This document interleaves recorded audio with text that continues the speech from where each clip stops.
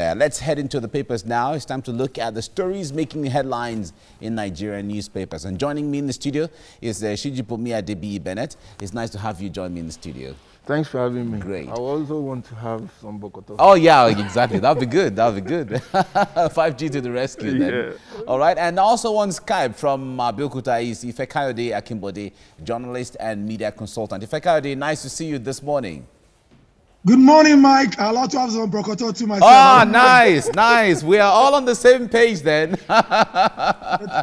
Interesting. Okay, let's start the Blueprint newspaper before we go into the brokoto this morning. NDDC contract scam goes messier. That's what the Blueprint is saying this morning. Akpabio's allegations lies from the pit of hell. The Senate is saying this and challenges minister to forward contractor lawmakers list to the EFCC. Okay, that's what the Blueprint has. From there, let's go to the Daily Times newspaper. Daily Times says Akpabio lied on NDDC contracts. Akpabio lied on NDDC contract. That's what the Daily Times has this morning. Okay, from there, let's go to Leadership.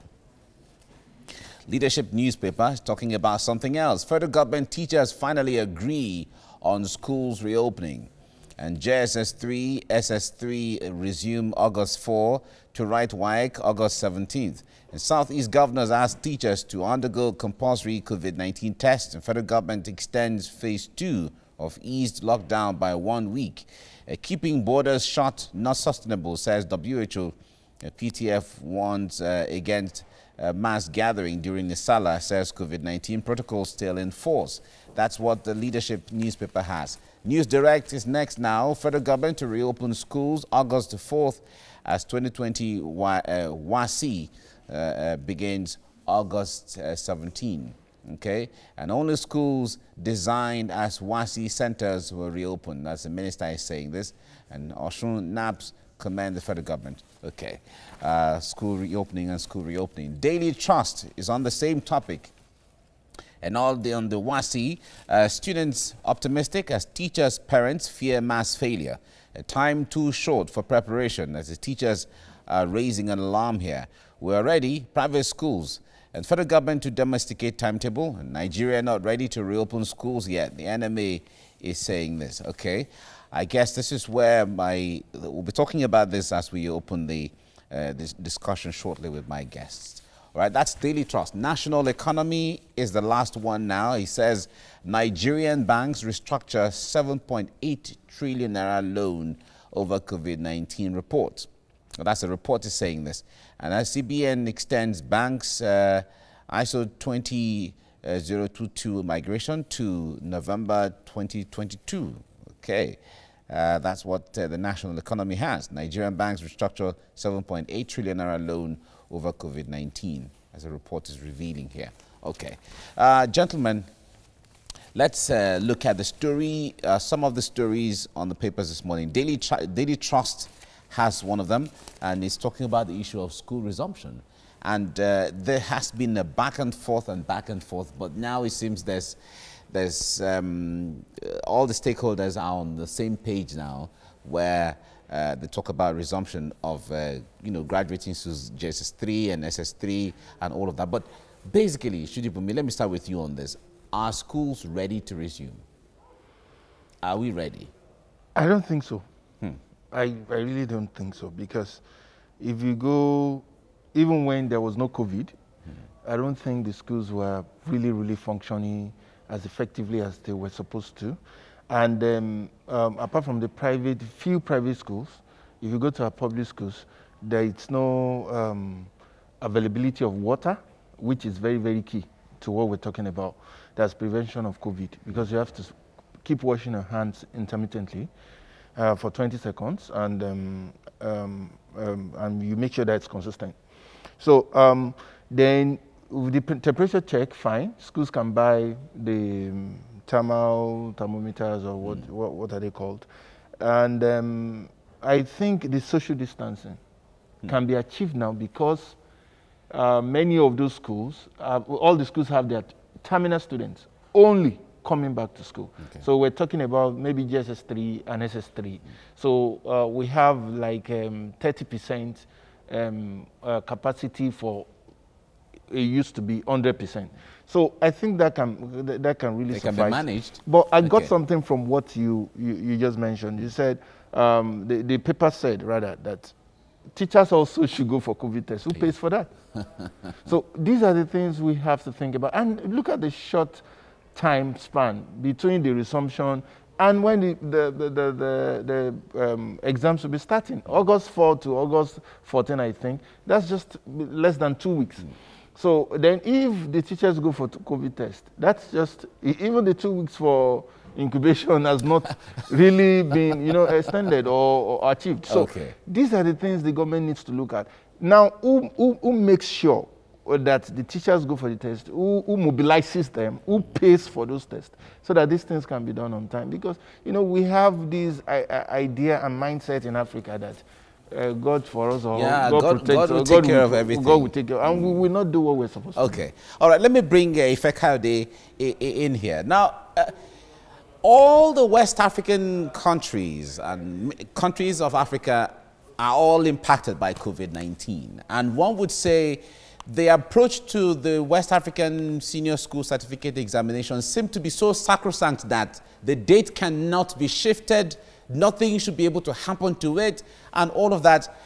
In Kenya, they have decided that all schools, in fact, the 2020 calendar year is gone. So schools will resume from January 2021. It's a decision the government has made, and they want to stand by it.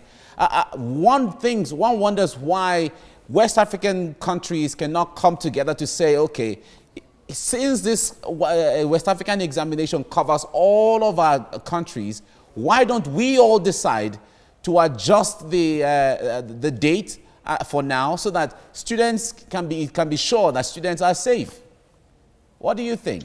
Well, thank you, Mike. I think beyond WAEC as a body, our government, the policymakers, are also not acting very well enough, in my own understanding. We are not limited to WAEC as an option. We have NECO, National Examination Council of Nigeria, owned by Nigerians alone. And to me, the welfare and the good health of our children is paramount, is key. Just like the other guys in the house said, even when there was no COVID, most of the schools we have in this country are not prepared for the eventualities that we can have. How many schools have first aid? Not talk about a standard hospital that can attend to young Nigerians. Don't forget that most of the guys in the final years of their secondary school are teenagers, mostly teenagers, and they are very hyper. How do you control these ones to keep social distancing? How do you control these guys to take responsibilities in school? I am very scared that the aftermath of this resumption might be fatal for the country. Once again, I want to call on the policymaker to have a clear rethink and not let the West African Exam Council push us to a situation that will be detrimental to our children and the future of this country. The most important thing that we should do is to ensure that we cancel this calendar year and prepare for the next academic year. It is not about whether they are going to lose a year or not. It's about being in good health and being alive. Most of the schools that we have all over do not have conveniences for children to ease themselves. And like the guy said, even the teachers, how many of them can be mobilized to go for tests? Who pay for the test? Who takes care of eventualities? Do we have testing capacity to take care of if there's an upsurge? Don't forget that Lagos State just said there's a new wave around August, and that will be the peak of it. And now you're asking children to resume at the peak of this pandemic. It does not make any sense. When there is already a forecast that there will be peak in August, and that is the month you have chosen for resumption because of a push by WAEC, it does not make sense, and it beats logic that you are going to put the future of this country, the next level generation of leaders, to go and face the pandemic. To me, if I have a child that's in the final, I will withdraw such a child from school and wait till the point that I feel is convenient for me. It's better for me to lose an academic session for my child to keep him or her alive than allow my child to go and die. I cannot take it. So I'm calling on the federal government, the Honorable Minister of Education, WAEC, Nigerian Medical Association, National Nigerian Students to call the policymakers to order. look, if WAEC is not ready to shift ground, we will make do with NECO. It's the same certificate that is acceptable all over the world. NECO is accepted by Nigerian universities all over the world too. It's accepted. Please, for goodness sake, let us keep our children safe and healthy. Okay. When the next stage goes down, then we can, of course, go ahead with the academic session. Okay, Chijimumi, the point there is, as it is right now, you mentioned earlier, he also mentioned, in some of the schools, especially in public schools, water, it's a very vital thing, but a very scarce commodity within the school environment, except if you have little money and then you're going to buy from where drinking water is sold and all of that. What do you think can be done really about this? I think the government, if they really want to be serious about it, the first thing they have to do is to make sure that water is available. Even if you don't drill water, we're talking about just 3 weeks or more. Because originally it's doable. Yes. If private schools can have it and it's running, yes, then it's possible. Now, what every school needs to do is, even if you don't have money for the ball, you can have a water tanker and make sure, I think every school has, every household, most households, apart from schools and public facilities, even have the pipes already run. But the thing is, there is no water coming from the pipes. So if you can have like a tanker, a big tanker, and make sure that you put water there for that to be done, that's fine. But my challenge is, even like you mentioned, is beyond water. Another thing is social distancing. These guys are teenagers. Even if the halls are, social distancing are maintained in the halls, what about the hostels? Exactly. When they play. So all these things have things to have. And these are children who have not seen each other for a long time. For a very long time. And they're even resting. They're resting. So it's a whole lot of All right, challenges. we'll have to leave it here. All right, let's head straight to the papers now. And I begin with the blueprint. NDDC contract scam goes messier. Akpabio's allegations lies from the pit of hell. Senate. All right, challenges minister to forward contractors lawmakers list to the EFCC. We'll be looking at that story shortly. And then we move swiftly to the front page of the Leadership newspaper. Federal government teachers finally agree on schools reopening.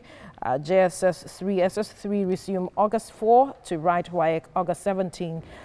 Southeast governor asked teachers to undergo compulsory COVID-19 tests, just to take a few of the riders there. And then we move to the front page of the News Direct. Federal government to reopen schools August the 4th as 2020 WAEC or WASSCE begins August the 17th. And to finally, on the front page of the Daily Trust, students optimistic as teachers, parents fear mass failure. Time too short for preparation. Teachers were ready. Private schools.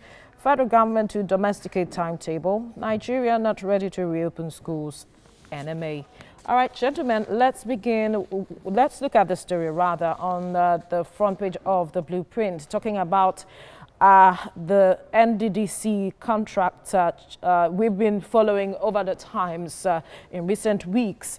And you know that, or you would recall that Godswill Akpabio, as a minister for the Niger Delta, made some allegations against certain members of the House of Reps, where he said that some of them got the major contracts. And there were lists that we saw, or rather that were put out there, especially by the Youth Forum, where a list was said to have been sent. And now the Senate is saying that the allegations are lies from the pit of hell. I mean, how much of a mix this recent lashback from the Senate, what is it going to do to the ongoing, will I say, forensic audit and get into the root of the matter? In as much as I don't want to preempt the conclusion of the forensic audit, one thing is obvious. Everybody engaged and involved in the affairs of the NDDC has a question to answer. Really? Yes. If for like 19 years people have been giving up to 15 trillion and there is not much, or let's say 15 years, because I don't think it was 1999 or 2000 it was founded. I know it was during the first term of Obasanjo. Yes. So we should be talking about 17, 18 years. They've been given a sum of 15 trillion, and there is nothing candid, nothing very, very important. So if we had to do investigations, we should go back, it should be beyond those names that have been mentioned now. Is that what you're saying? Yes, and it's run across both party lines. So it's not an APC problem or a PD problem, it is both APC and PDP problem. Because we have seen both of them rule and handled NNPC. And if you look at the IMC that was just inaugurated, to look into their affairs and correct the anomalies, and in 5 months, they spent 81 billion naira. Then you look at it, and they, even on national TV, they accepted, they agreed of sharing 1.32 billion naira as palliatives. Then you know that something is wrong. And for the lawmakers that are saying it's a lie from the pit of hell, the truth about it is, for somebody to have spent that money, and you as an oversight person did not see that all this while. You're also culpable. You are culpable. All right, let's get Ifekayode's perspective to this issue now. Shijibomi is saying that it's the list that has been mentioned.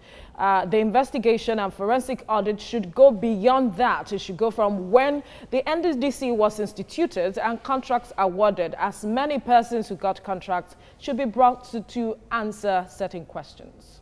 Do you share the same sentiment? Well, thank you, Veronica. Let me even say that I'm actually enjoying the drama. I'm enjoying the drama because it gives Nigeria the opportunity to see the character of the leaders that we have in power. The Niger Deltans, who ordinarily should be living very well, are living in penury and abject poverty. Their lands had been degraded, their water had been polluted, their farmland had been destroyed. Now, because of the agitation of the Niger Delta militants, in year 2000, President Obasanjo created the Niger Delta Development Commission to cater for the shortfall of all of these things. But unfortunately, the Niger Delta leaders themselves are their greatest undoing. I agree with Chijibomi that the probe should go back from the inception of that commission. Let me also tell you, it is beyond party affiliations or party lines, because we have seen certain characters move from party A to party B and from party B to party A. All of them from the Niger Delta region. But what I want them to do is that even the National Assembly leadership should also show that they are responsible. If some people have been mentioned, look, Reverend Femi Gbadabiamila dared Godswill Akpabio that he should name names and the companies associated with those senators, and he has done that. What I expect them to do is to call out those who are actually involved and suspend them, pending the resolution of the litigations that arise from this thing. You can't just say because somebody had alleged, he has given you names and company, you're not saying it's a lie from the pit of hell. Don't forget that the National Assembly threatened that within 24 to 48 hours, if the Minister of the Niger Delta, Godswill Akpabio, do not name names, they are going to take legal actions against him. Now he has named names. They are saying it's a lie to take it to EFCC. They should sue Akpabio to court, and they should name those people that have been named. They should suspend them. When they suspend them, they will now go through the litigation and will now know that they are serious and desirous of a new Nigeria that is corruption-free. All right, let's bring it back to the studio now. A new Nigeria that is corruption-free. I wonder what step you would see, you expect the president to take with all of this revelation. Now, how would you expect the president to act? I believe the president should show leadership by just, first and foremost, dissolving the IMC. Let everybody return to their houses.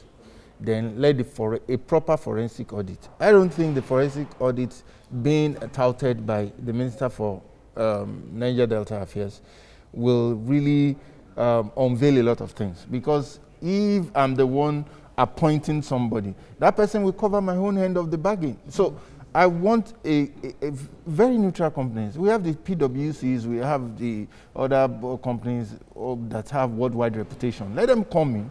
It's been done before in NNPC when we said we lost 40 billion And PwC came in and said it was only 1-point-something billion that they could not see accounted for. And it was not that it was maybe embezzled, maybe it was not managed properly. So let those companies come in. Let's see what is really the rot there. We know that in Nigeria, we just throw tantrums and mud at each other. Then everybody will forget it because we're expecting the next news. But what the president should show leadership by making sure that they sack everybody involved. Then let's have the proper forensic audit, and let's start from the scratch again. All right, Shijibomi Adebi Bennett, Ifekayode Akimbode, thank you so much for speaking with us.